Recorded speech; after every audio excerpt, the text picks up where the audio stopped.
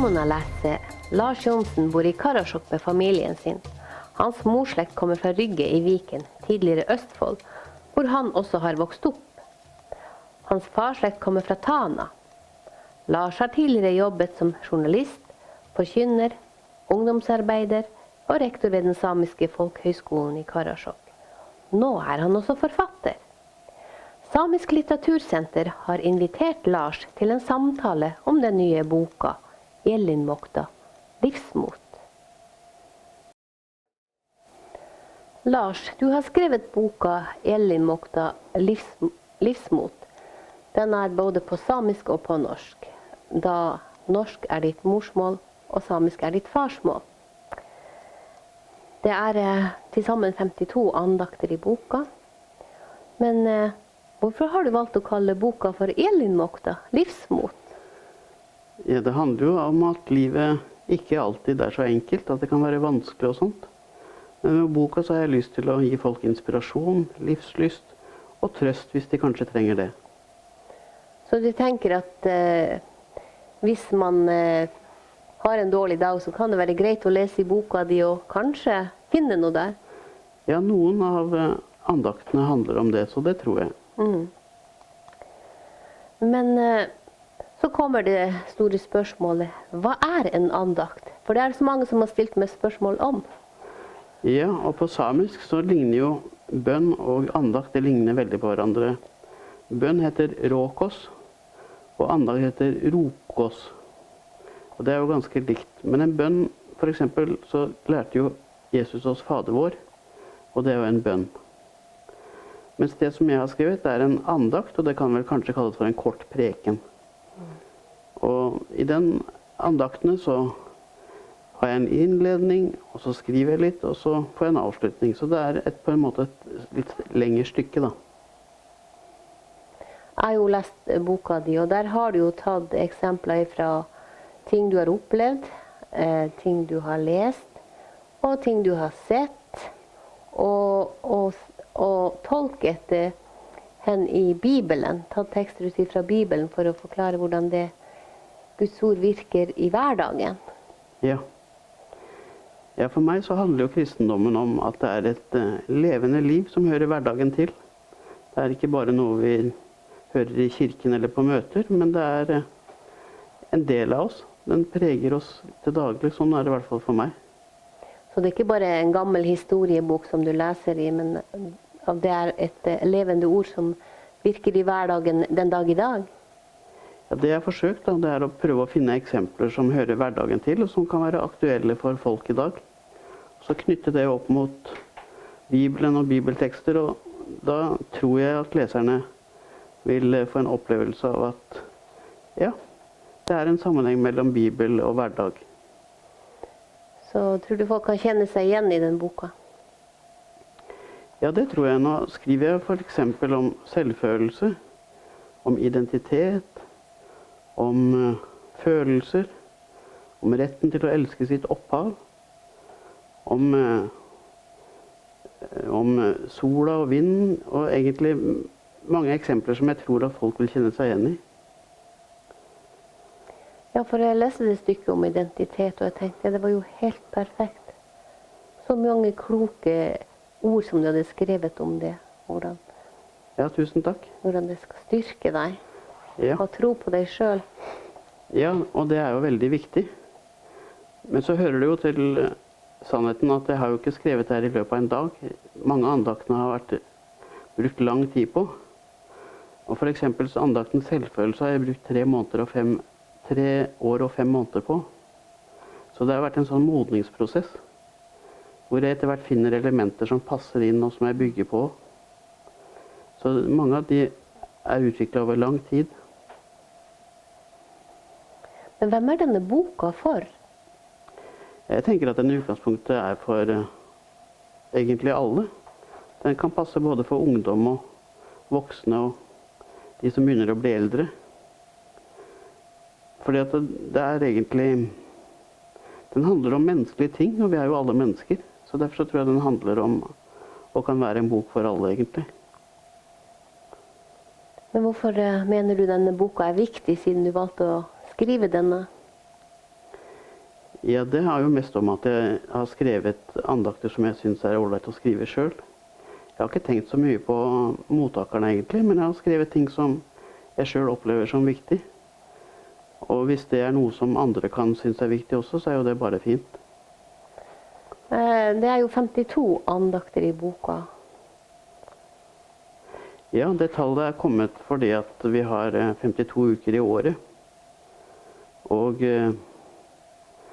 noen kan jo lese en andakt i uka, men jeg har også hørt noen som ønsker å lese en andakt hver dag. Så folk kan jo bruke boka som akkurat de vil, da. Mm. Men det var hovedelementet i boka, det var visst kjærlighet. Ja, Gud elsker oss. Vi kan elske oss selv, og vi skal elske hverandre. Det er på en måte kortversjonen av det. Og det går i grunnen i to retninger. Den ene går oppover til Gud, og den andre går horisontalt til mennesker. Og ifølge Bibelen så er jo det at det går mellom mennesker like viktig som at det går i forhold til Gud. I det dobbelte kjærlighetsbudet handler det om det. Så det handler egentlig om kjærlighet på mange plan, da. Mm. For eksempel at vi er skapt slik som Gud vil at vi skal være. Da må vi være fornøyd med oss selv. Da må vi være fornøyd med oss selv, og vi skal ikke sammenligne oss med andre. Vi skal ikke tenke at vi er bedre enn andre, men vi skal heller ikke tenke at vi er dårligere enn andre. Vi skal få lov til å være den vi er selv, og blomstre i det daglige ut fra det. I boka er det mange vakre naturbilder som du selv har fotografert. Hvorfor har du valgt å ta med disse bildene? Jo, egentlig er fotografering en av mine store hobbyer.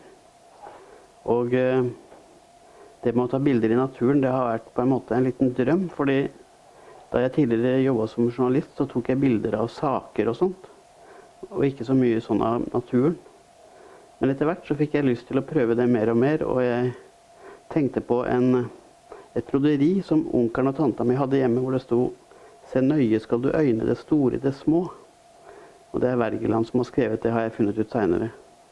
Men uansett da, så prøver jeg med naturbildene som er nærbilder i naturen. Prøver jeg å få fram ting som kanskje man ikke ser til daglig. Og få fram det, og på en måte vise skaperverkets storhet. Så kan det jo være det at de små tingene kan gjøre store forskjeller. Ja, ikke sant? Mm. Nå skal du lese et stykke, en andakt fra boka som du har skrevet. La oss høre. Det er en historie om et lite gresstrå. Jeg hadde nylig fått sertifikatet og kjørte en tur inn til byen. Da møtte jeg en annen bil, der jeg så at sjåføren var en kjenning fra det kristne ungdomsmiljøet i bygda. Jeg nikket med hodet som hilsen og kjørte videre. Da jeg kom fram til bestemmelsesstedet mitt, tok jeg meg tid til å ta en røyk og vente ved bilen. Etter en stund kom min kristne kjenning kjørende opp på siden av meg, og så stoppet han.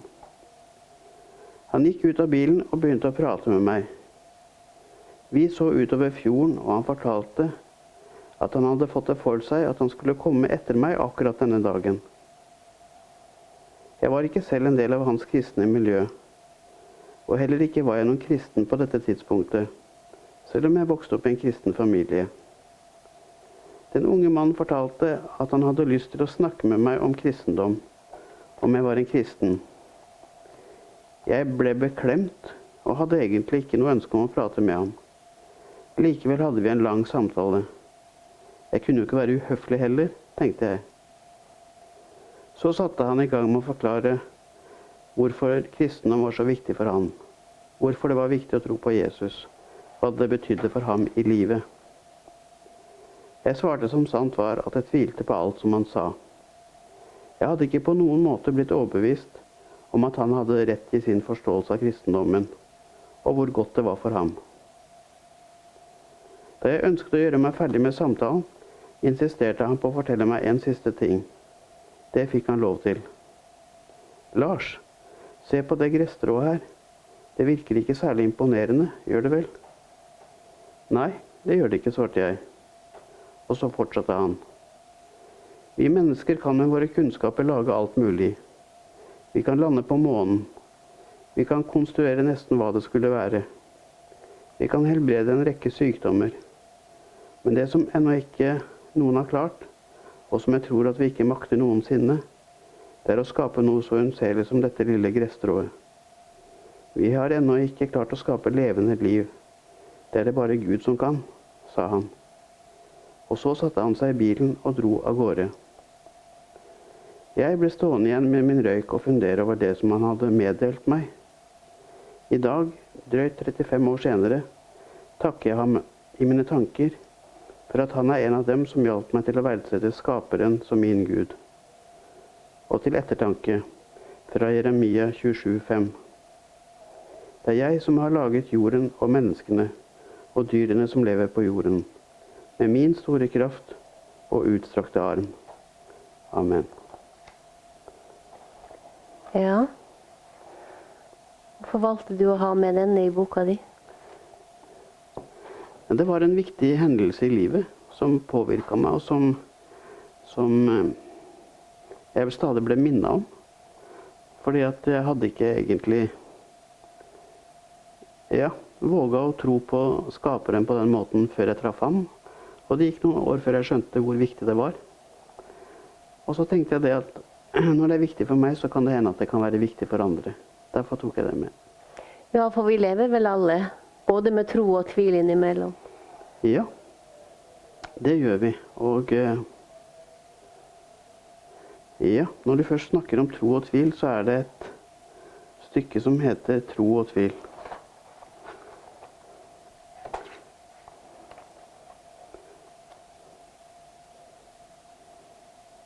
Der handler det om at vi alle tviler litt. Og diktet går sånn. Tro og tvil hånd i hånd. Det er hardt å måtte si det, men de har knyttet vennskapsbånd. Skal det da aldri la seg gjøre for meg å forstå at du, og bare du, er den som kan oppstå. Tro og tvil hånd i hånd. Det er hardt å måtte si det, men de har knyttet vennskapsbånd. Det diktet skrev jeg som ung mann. Og i dag vil jeg si at det viktigste er at vi kommer til Jesus med vår tro og med vår tvil. Takk, Lars. Da lar vi det være siste ordet. Og så vil jeg ønske deg så mye til lykke med bokutgivelsen, og for at du beriker litteraturverdenen. Tusen takk. Det er en ære å få lov til å gjøre det. Lykke til. Jo, takk.